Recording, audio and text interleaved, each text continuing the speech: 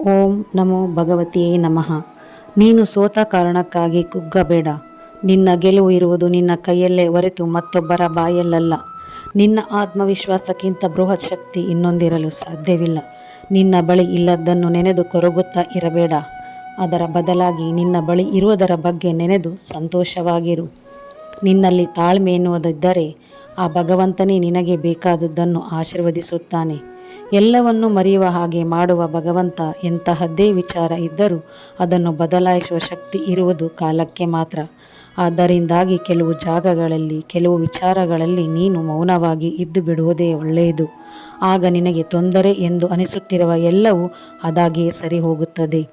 ಒಂದು ವೇಳೆ ನೀನು ಕೇಳಿದ್ದನ್ನು ಆ ಭಗವಂತ ಕರುಣಿಸಲಿಲ್ಲ ಎನ್ನುವುದಾದರೆ ಭಗವಂತ ನಿನಗೆ ಯಾವುದನ್ನು ಕರುಣಿಸಿದ್ದಾನೋ ಅದು ಸರಿಯಿದೆ ಎಂದು ಅರ್ಥ. ಮತ್ತೊಬ್ಬರಿಗೆ ಕೇಡು ಬಯಸದೆ ಸದಾ ಒಳ್ಳೆಯದನ್ನೇ ಮಾಡರಿ. ಧರ್ಮೋ ರಕ್ಷಿತೋ ರಕ್ಷಿತಾಃ.